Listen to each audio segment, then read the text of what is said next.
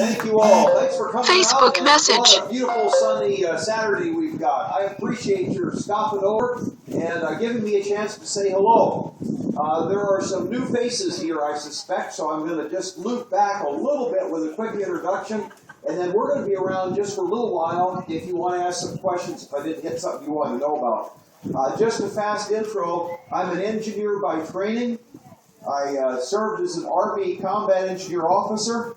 I worked for IBM, where I met my wife of 37 years, and she's all the way back, straight in front of me back there with her hand up. And Lord's blessed us with 6 kids, 8 grandchildren. 3 of the boys went Naval Academy, 3 in the Marine Corps, 1 in the Mediterranean right now, 1 down in, near San Diego. I also have, my parents are both alive. Dad served with Patton in World War II. And we got them trained. They took us dinner on Sunday night, so I feel like a blessed guy. Now, I think that all this election stuff we're dealing with, it's important to us, I think, because we want a bright and prosperous hope for our future and for all of our children and grandchildren. I think that's what we're interested in this next election. But you know, a bright and prosperous hope has to be built on right choices and wise decisions. And the last 4 years, that's not what we've seen. You remember, I'm going to do a little teeny bit of history here. Claire McCaskill introduced Barack Obama to the state of Missouri. And she has been a strong right hand and has voted with him 98% of the time. But you notice something about both of them, and that is neither one want to talk about their record. And if I were them, I wouldn't want to talk about my record either. If you think a little bit about it, let's see, they gave us this Obamacare, which we had a chance to vote on, and the common sense of the state of Missouri said we don't want the efficiency of the federal government and the compassion of the IRS running our health care system. 71% of Missouri's voters said no. And she didn't get that concept of no, she voted for it anyway. And then you got some of the other things. You know, you might have heard a little talk about people having trouble finding jobs. Well, what's their record in terms of employment? They passed a $787 billion supposedly stimulus bill, which, by the way, we just found out day before yesterday included $20 million going to their family business. And the promise was we're going to have 5 or 6% unemployment. And what have we had for 43 months? Employment over 8 or over. That goes back historically. The last time we had that was the Great Depression. And interestingly enough, what did they do in the Great Depression? Came up with a big stimulus bill, just like we didn't learn from history at all. So much for that promise. And then you've got things like their energy policy, if you call it a policy. Remember, we're stopping drilling. We're picking winners and losers like Solyndra. Right. And we don't want to build a Keystone Pipeline because that's just jobs. And you know, we want to be dependent on Middle Eastern oil. I don't think that makes a lot of sense, but they're going to shut down the Keystone Pipeline, want to shut down coal. Claire McCaskill voted EPA authority to regulate carbon so you can shut the coal industry down. That's where we got our low cost of electricity in Missouri. And then you, of course, got gasoline prices that doubled. Now think about this logically. America has more resources in coal and natural gas and oil than almost any country in the world. Why aren't we exporting energy? Isn't that where we really want to go with this thing? Now look, I could run on, and I don't want to take a lot of your time here, but I want to just make the point that on the record, Obama and Claire McCaskill's record is a disaster. Just judging it by their own words of what they've promised. And there's a reason for that. And the reason is that their solution to every problem is more big government spending and more big government red tape and regulation. That's the way they think you can solve everything. And that's why none of it works. They've got it just wrong. The solution is less big government. Big government is the problem. And that's what we've got to get away from. And they just don't get that. And if you give them 4 more years, they're going to do more of the same. Now, I don't like just somebody just being critical without saying, well, what's the right solution?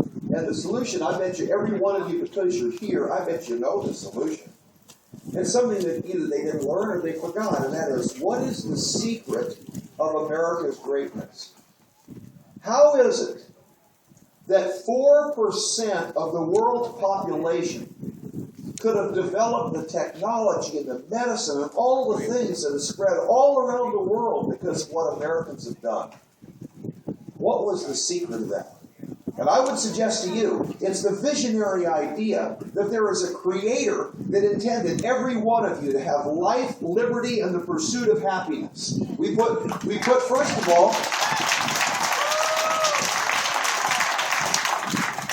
of all, we start with the idea of the creator, you see?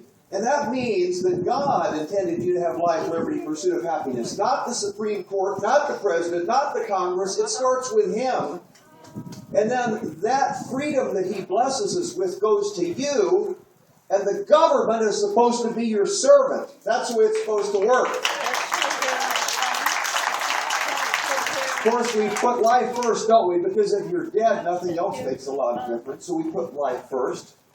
And on that subject, what do you think about the leadership of a country that's going to leave 4 people in a firefight and give them absolutely no support for hour after hour? What do you think about what happened in Libya? I'll tell you what, I am ripped about that. This idea about our lives being important is something that is central to who America is. And if we ever give up the idea that we're going to just abandon people for political expedients that are out there trying to serve our country, that's just not acceptable. Have you been watching Fox? Have you seen some of that? Yeah. You seen it on any other television system? No. Yeah. Yeah. So anyway, that's part of life. Liberty, of course, you can speak your opinion. You also get to vote. I hope you're going to do that. And then, of course, liberty means you can own property. It means you can keep the things you earn. That's what America's based on. And then the last thing, the beautiful part, is the pursuit of happiness. The idea that every single one of you is made by your Creator. And you have all these ideas of stuff you want to do. And one of the things Americans are great at doing is get some crazy idea in their heart, they want to go do this. And everybody tells them, no, you can't do it, and they go and do it anyway.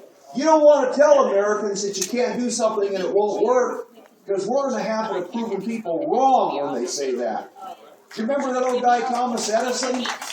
He built him 100 light bulbs, and people said to him, aren't you discouraged? None of them work. He goes, no, I'm not discouraged at all. I now know 100 ways not to make a light bulb. That's kind of a little bit who we are, isn't it, as Americans? People want to tell you it won't work and you can't do it, and we prove them wrong every time. And if we don't, we just keep on trying. And so that's what's made this country great. It's not big government. Big government didn't invent all this stuff, do all this stuff. It's just a bunch of people that are free and that understand the government is supposed to be the servant and not bossing everybody around and making your business close up because of too much taxes and red tape. Now, we got an election coming up, and I hope you're all fired up to go out and get the thing done. From my sense about where things are going, I think we're going to have a very big win here in about a week and a half. And I think we're going to be celebrating. And I think we're going to be sending a little bit of a message to some people that the people in America are smart enough to make their own decisions up. And we're not wanting to be part of any particular big party boss kind of thing. We want somebody that just plain as a servant of the people, does the right thing, and gets the government, the dickens out of the way so we can be about the business of freedom in this country. And I think that in a single word is what it's all about. I think it's about the kind of freedom that God has blessed us with and that we've run with all these years. And I think it's about time we turn that thing back and start getting a whole lot more freedom and a whole lot less Washington, D.C. God bless you all. Thanks so much for coming out.